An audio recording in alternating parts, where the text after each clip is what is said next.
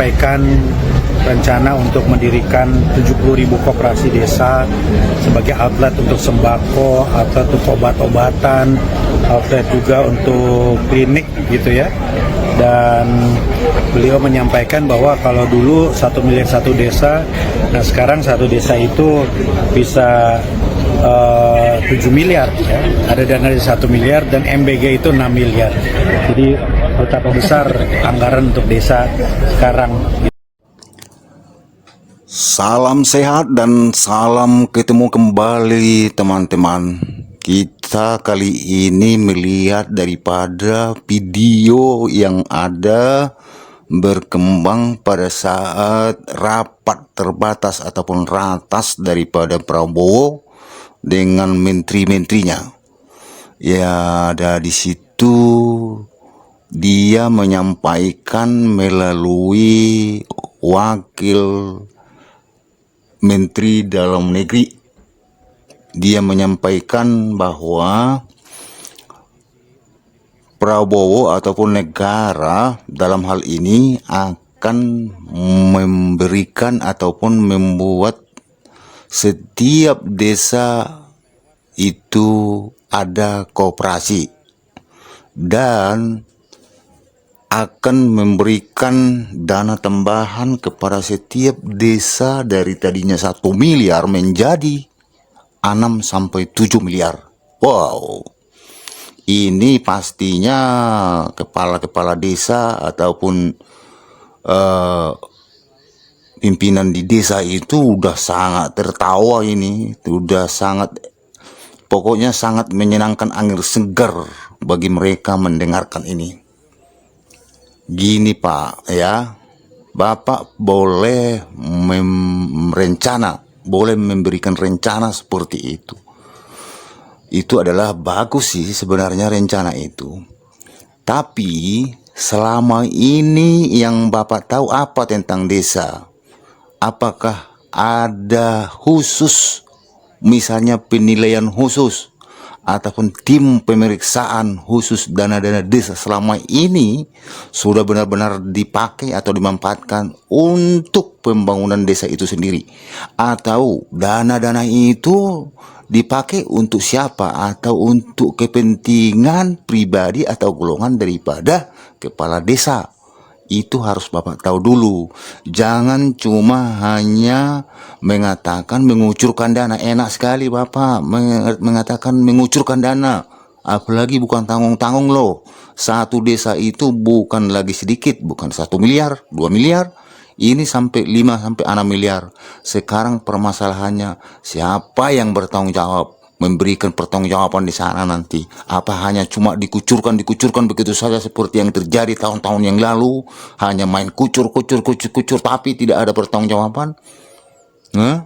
Apa Bapak tidak melihat banyak ataupun ribuan kepala desa yang menyelewengkan dana-dana itu? Apakah seperti itu terulang lagi dan terulang lagi untuk dana-dana dan anggaran dan uang negara yang begitu banyak dikucurkan ke desa? Jadi Bapak jangan hanya itu ngomong mengucurkan dana. Sekarang itu realitas pertanggungjawabannya sama real ke lapangan, real sampai ke tangan rakyat gitu manfaatnya. Siapa yang bisa menilai itu bahwa itu akan diterapkan nanti kepala desa ataupun pimpinan-pimpinan desa di daerah itu? Siapa yang bisa bertanggung jawab tentang itu? Bapak harus analisa sampai ke sana, jangan cuma main kucur-kucur dana aja Pak. Apalagi Bapak bilang ada koperasi ini, siapa yang menguasai di sana nanti? Siapa yang bertanggung jawab di sana? Jangan-jangan sekdes.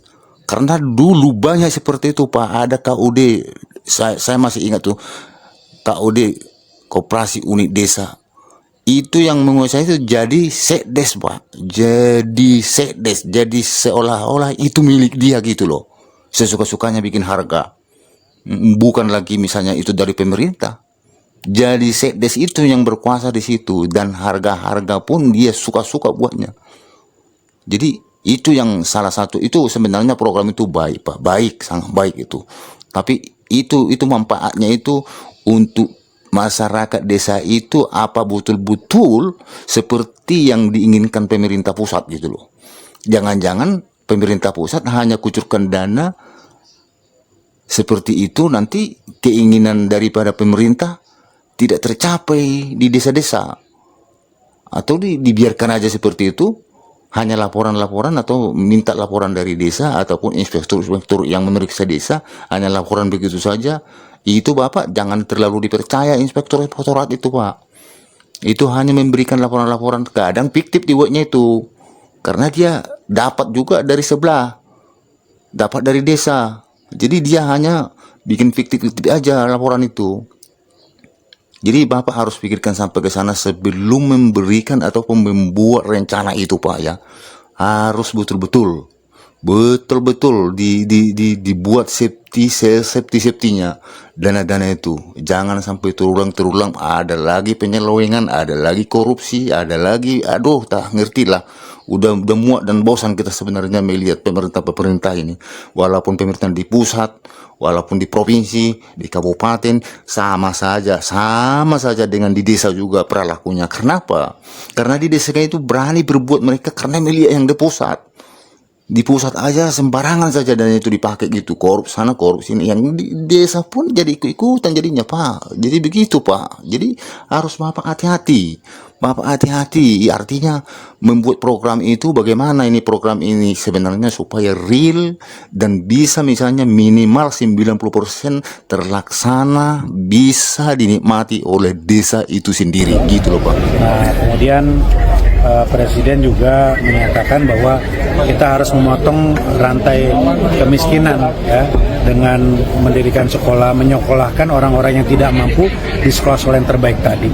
Jadi ini hal-hal yang ditekankan oleh beliau. Kesehatan, pendidikan, jangan ragu terhadap program-program prioritas yang berjalan. Kritikan wajar, kritikan membuat kita menjadi semakin cermat dan waspada, tetapi kita semua sudah on the track lah kira-kira. Pemerintah katanya akan membangun sekolah-sekolah terbaik untuk tempat orang-orang ataupun anak-anak yang tidak mampu bersekolah, maka dibuat sekolah itu dan ditempatkan di sana orang-orang yang tidak mampu sekolah di desa. Oke, itu adalah niat bagus. Tapi Pak, sebelum Bapak melakukan ini, dimanapun, di desa manapun masih banyak Pak anak-anak yang masih putus sekolah. Dan di media-media pun masih banyak Pak, bahkan banyak anak sekolah yang dikeluarkan dari sekolah itu gara-gara tidak bisa bayar uang sekolah. Itu sih harusnya Bapak tanganin dulu sebelum pergi dan membuat program seperti ini Pak. Ditanganin dulu itu. Begitu banyak Pak. Di media-media itu banyak itu terjadi.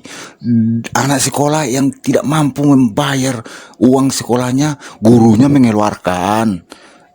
Tidak bisa masuk sekolah. Ada yang belajarnya di teras, ada yang belajarnya di luar sekolah, tidak bisa masuk sekolah karena belum bayar. Ini harus Bapak tanganin dulu betul-betul Pak. Jadi jangan terlalu banyak ambisi untuk membuat suatu program tanpa yang kecil-kecil aja belum selesai gitu loh. Jadi Bapak sudah terlalu tinggi angan-angannya gitu. Memang berangan-angan itu bagus Pak, tapi yang sekarang itu yang realistis aja dulu, yang di otak manusia, di otak orang-orang gitu, otak masyarakat gitu loh Pak. Banyak Pak, banyak anak-anak yang dikeluarkan guru-guru gitu. Ya karena tidak mampu untuk membayar uang sekolah atau SPP dari sekolah itu. Jadi Bapak tak usah terlalu banyak kali menghayal terlalu tinggi, membangun. Jangan-jangan Bapak bangun sekolah yang bermutu, yang berkelas itu nanti anak-anak pejabat di sana. Bukan lagi, bisa lagi anak-anak yang orang-orang rendah ataupun orang-orang yang kecil ataupun orang-orang miskin di situ. Karena itu sudah status sekolah itu sudah status beda dengan sekolah-sekolah yang lain. Jangan-jangan nanti anak-anak orang kaya yang bisa di sana, anak-anak pejabat yang di sana, itu Pak yang dilakukan. Jadi seperti yang Bapak bilang, jangan ragu dengan, pasti ragu Pak, pasti ragu.